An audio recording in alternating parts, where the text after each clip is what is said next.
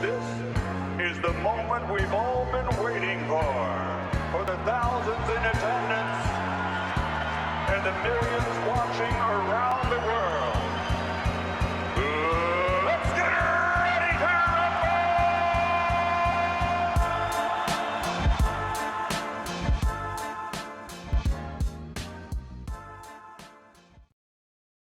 Welcome to In or Out, a rapid-fire game where we discuss a handful of NBA topics and determine where we stand. This is part 2 of our recap of Game 2 / preview of Game 3 for the Cavs and Orlando Magic.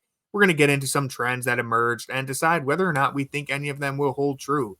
I'm Tony Pesta, joined by Jackson Flickinger, and let's start here, Jackson. Have the Cavs shed their reputation for being soft? No, because I don't think the Magic are going to allow you to shed that reputation. I think what would happen is, what I feel like is probably happening is, wow, look how soft the Magic are. They're getting pushed around by the Cavs. So it's like, I think if you took care of business here and then didn't get bullied by either the Heat or Celtics in the second round, even if you lose, I think that would go a long way. But I don't think there's anything the Cavs can do this series to shed that reputation. And it was interesting. Somebody asked Jarrett Allen after Game 2, like, do you feel like you have changed your reputation of being soft? And he was like, no, and I don't really care. Yeah, Jarrett doesn't care. But I think it's because it's like, first impressions matter, and the Cavs' first impression to most people who just pay attention to them in the playoffs was, wow, this team is just getting absolutely bullied by Josh Hart and Hartenstein and Mitchell Robinson. Like, that's hard to shake, even if we've seen, the Knicks do that to the Sixers now. People aren't going to have a problem calling the Sixers soft. So it's just, I don't think they're going to shed that label, but they've gone a long way to show that that isn't who they are, even if that label by, people talking about them on ESPN or TNT might still remain. Yeah, I hear you on that. It's always harder to shed a reputation than it is to earn one for the Cavs. I will say I'm a little more in on this just because, and really I agree with what you were saying, though. They've come a long way for redeeming themselves and fixing that narrative. Everything from the bench, talking trash, all game to the Magic. Marcus Morris and Tristan Thompson, a lot of times that toughness can be a little corny and over exaggerated. I think it has infected the team with some confidence, though. I think there's a clear there's different energy when you look at how everyone on the team is composing themselves compared to that Knicks series. Everyone is playing scrappy. They're getting in the Magic's face. Even Darius, Garland, and Okoro have been really up and in there and physical. And they've dominated the areas that were pitfalls for them last season, such as rebounding. I think the Magic look rattled, much like the Cavs did last year. And it's just nice to be the bully for once. One thing I will say is that it's easy to be the bully when things are going right. It's easy to talk trash when things are going right. How does that look when the Magic are going to come out in Game 3 or 4 and start hitting some shots? How is it going to look like when they do that? Are they still going to have that aggressiveness? Is Allen still going to, even if the Cavs can't find anything on offense, is he still going to be getting those offensive rebounds? Or is that something that's only going to happen when they're imposing their will? So we will see. Yeah, I think, again, not to get ahead of ourselves, the series is not over yet, but if we do get to the second round and you face a team like the Boston Celtics, that's where your reputation can actually be shifted depending on how they perform there. But let's get into something that might be a hot topic. It's always a hot topic, let's be honest. Is JB Bickerstaff doing his job? More importantly, is he actually out coaching a finalist for Coach of the Year in Jamal Mosley? Jackson, are you in or out on JB winning this coaching matchup right now? I think he is, but I think JB did what you would expect somebody who's been in this situation before to do. Like we talked about, I remember we talked after Game 1 of the Knicks series, and we're like, why aren't the Cavs doing these things that they should clearly be doing? Yeah. And I feel like this series, the Cavs came in and they from game one, they were doing the things that they were supposed to be doing to win. They were, Mhm. Limiting the, like, they were making the Magic outside shooters. They were put an emphasis on protecting the paint, like all the obvious things. They did that from the start. And I don't think they did that from the start in game one last year. And I don't know if the Magic have either. I think the Magic have really, I don't really like how much they're switching. We've talked about this a bunch, but I feel like they're giving up mismatches to the Cavs that they don't have to. And I feel like that's Mhm. because Yep. the Cavs had those 2 games where they beat them. They just shot the lights out of the ball. And I think that's, you had a 27-point Sam Merrill game. And I feel like they're scared of somebody on the Cavs doing that again. And it's like, I think those were more outlier performances than they were. Even Sam? I mean, not Sam. I mean, if you gave Yeah, Sam that many that minutes, goes he without would he saying. would score That goes 27. without saying. If you give Sam Merrill 35 minutes, you're getting 27 points every time. Everyone knows this. But I think that has almost scared the Magic a little too much and Mosley a little too much to, like, we want to switch everything so we're not giving them open three-pointers. And it's like, I'd be okay with giving the Cavs open three-pointers.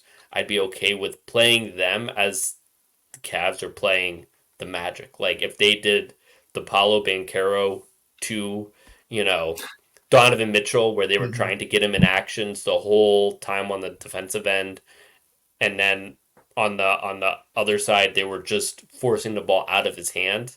It's like, I think that would be a lot better. So Mhm. I feel like JB has done a good job. I feel like Mosley hasn't done that good of a job, but we'll see in game 3 how that changes, because I think, you know, they threw some blitzes at Adam Mitchell at the end of the game. They mixed in just a little bit of zone, and I think, stuff like that. We'll see how JB reacts. He talked about post game how his team needs to be better prepared for those situations, and it's like, okay, you can say that, but can you prepare your guys for that situation? Mhm. So Yeah, we'll see. that will be our next topic. That adjustment that we saw there in the back end of that game. But up to this point, I would say JB has had the Cavs totally prepared on both ends of the ball. They've completely halted Orlando's offense, which we know JB is a defensive-minded coach. That's what you come to rely on him for. They've done as good of a job on that end of the floor as you could realistically hope. On offense, they've been really smart. They've been attacking the mismatches. Darius Garland, who, again, that'll be our final topic here. We'll talk about him near the end. He has just all of his best moments in this series have come from getting a mismatch on Banchero. We've seen Mitchell get Wagner on him over and over again, even Joe Ingles at times. They're Hmm. using the guards as screeners rather than just spamming that Allen Mobley pick and roll. They're managing to get other Orlando defenders into the action.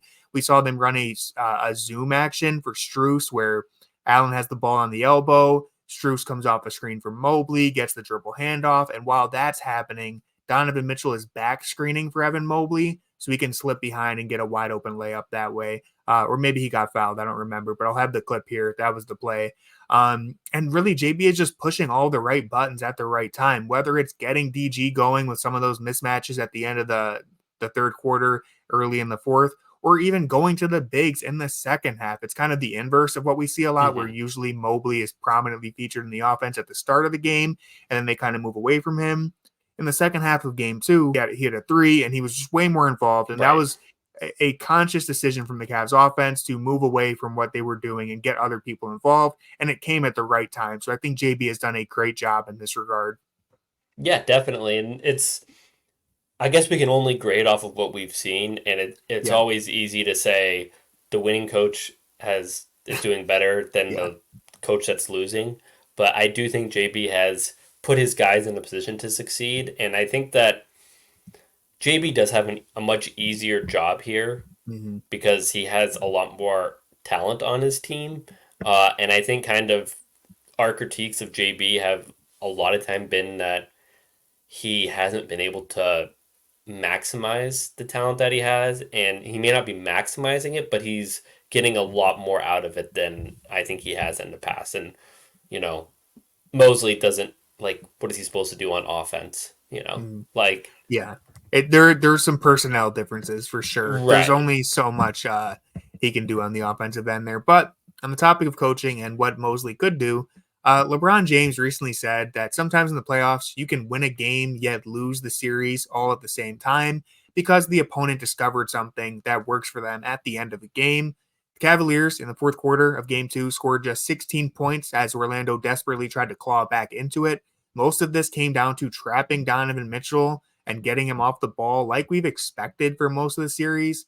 Jackson, are you in or out on the Magic potentially discovering something that could swing the next few games? Uh, I mean, I think the Cavs need to do a better job of expecting that and handling that, but it's really tough sometimes to make a whole lot out of a fourth quarter of a game that the Cavs really went into the quarter with the game firmly in hand, and they still ended up winning by 10. So it's not like the closest the Magic got it was 9, and when they did get it to 9, Mitchell came down and just scored 2 just put it quick away. baskets. Right. So it's like this game wasn't really in doubt. So if I was the Cavs, I would definitely use what the Magic did as like, hey, let's prepare for this.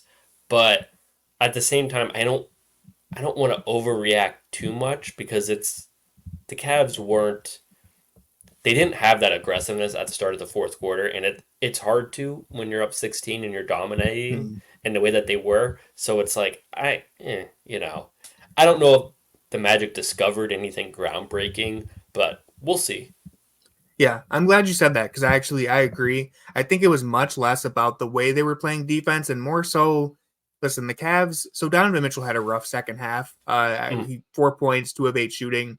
Even during that, the Cavs blew this game open to a 20-point lead, even without Mitchell playing very well. So I think it was less about them trapping, and it was more the Cavs trying to milk the clock because they had a big lead in the fourth quarter. I think, listen, every team struggles with this in the NBA. You will hear about it nonstop, especially in the playoffs, of do you slow the game down or do you keep playing the way that you were because you're winning? It's been a long time debate in the NBA, and the Cavs have especially been bad with this. We've seen it at times throughout the regular season.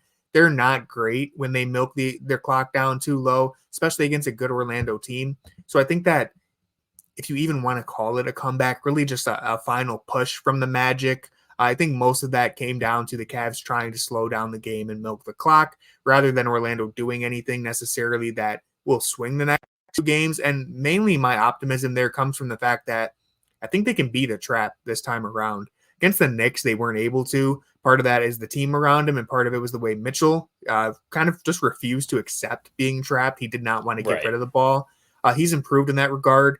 He's been a much better playmaker, and the team around him has improved. And Mitchell's life it's easier when everyone around him is playing this well. As we mentioned in the last episode, they're really not even shooting anywhere near as well as we might expect. And I don't think the Magic had been able to make Mitchell uncomfortable despite that, which is huge. Again, he struggled in the second half, and the Cavs still managed to blow the game open.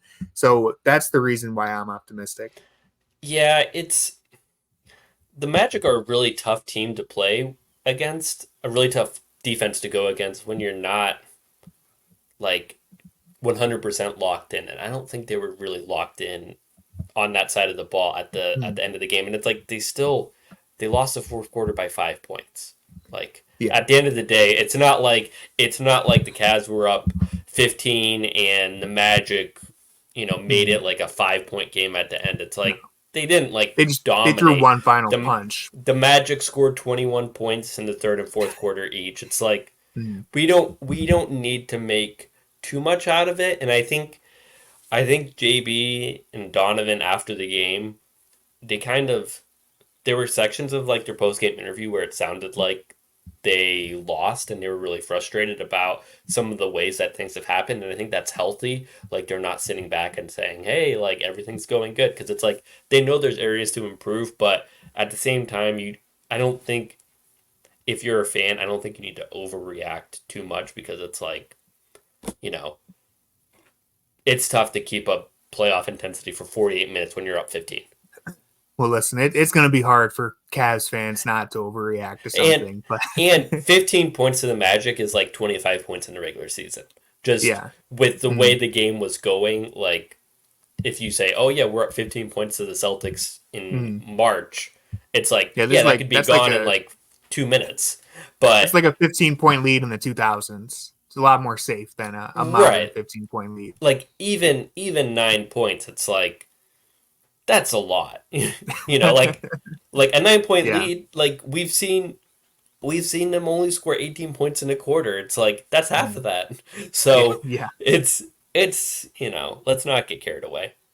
I agree. And you know what? Before we move into our final topic, shout out to the fan that got injured. Hope that person's okay. First off, second off, did what needed to be done because Orlando was starting to get the momentum on their side, and there was like a 5-minute break in the game, and the Cavs came out and just put the game away right after. Shout out to that fan, taking one for the team, halting the Magic momentum.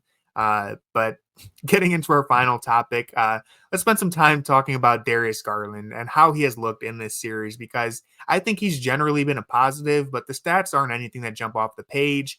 Obviously, a very up and down season for Garland. We have talked about it all year long. Jackson, are you in or out on DG's playoff performance through 2 games? I can't say I'm in.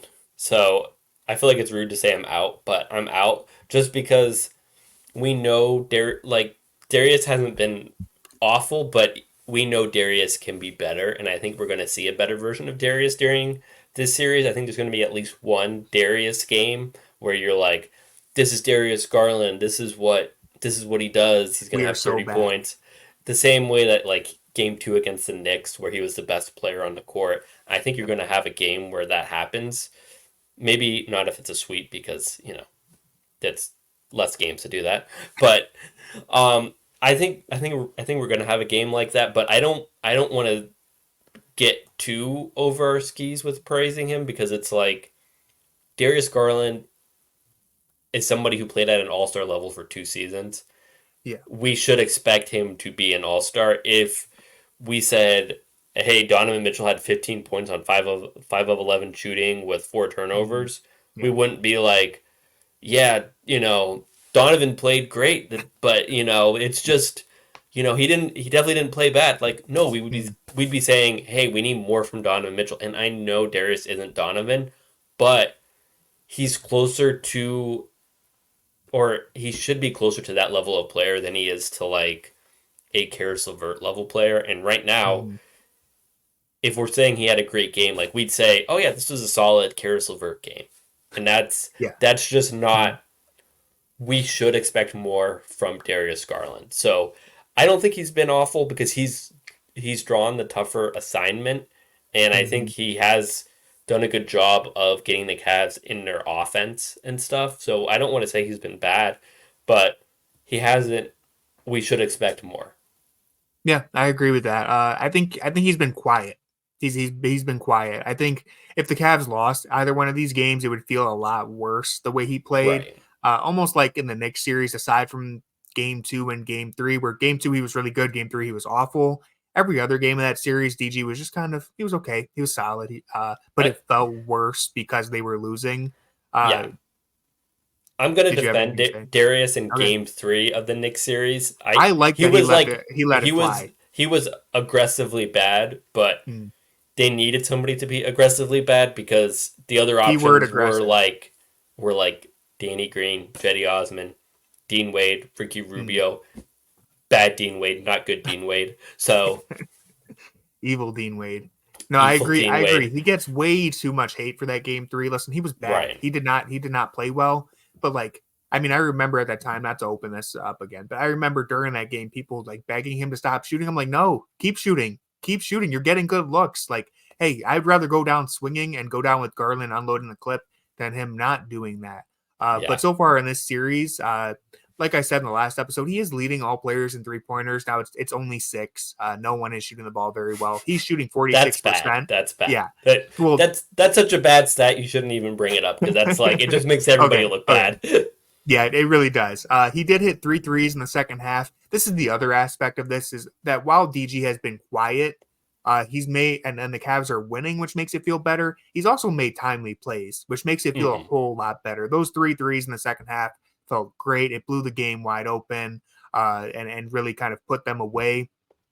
I think he has made fantastic reads on the help defender in this series. That's something that we did not see throughout the regular season.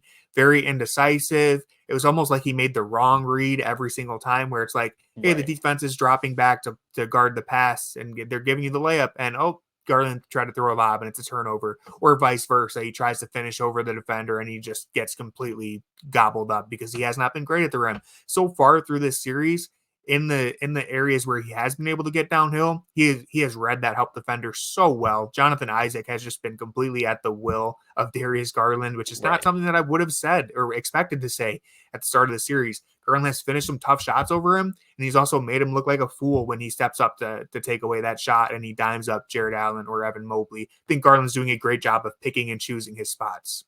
Yeah, I mean, it's not like Darius is playing bad by any means. It's just we know that he can be even better than what he's shown. Definitely.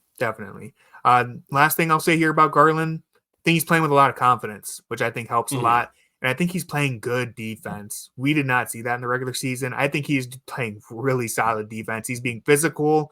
He's staying attached to his man. And I think he's digging in at the appropriate times to help. All around, I just think BG on that defensive end of the floor, really, really good start to the series for him. And granted, he's not facing anybody super prolific, Jalen Suggs, Gary Harris, but he's doing a good job. Yeah, he's doing a good job of recovering out and rotating out once he passes his guy off to the bigs, which is something that we've been begging for him to do for the last 6 months. So he finally did it, and do it now. Don't do it against the Pacers in February. Yeah, fair. I mean, he picked the right time to lock in, and I think he's just been way more focused.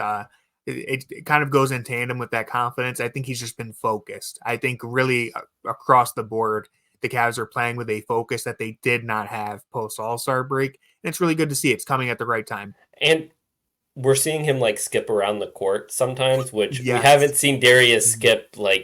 This is 2024 has been skipless for Darius, where he's just not doing that. And I feel I think it was the beginning of the fourth quarter he hit a shot, and then the Magic called the timeout, and he was just he just skipped all the way back to the huddle, and I was like, you literally don't see Darius do that unless he has a ton of confidence, and it's good to see him have that confidence because it's been missing ever since he broke his jaw.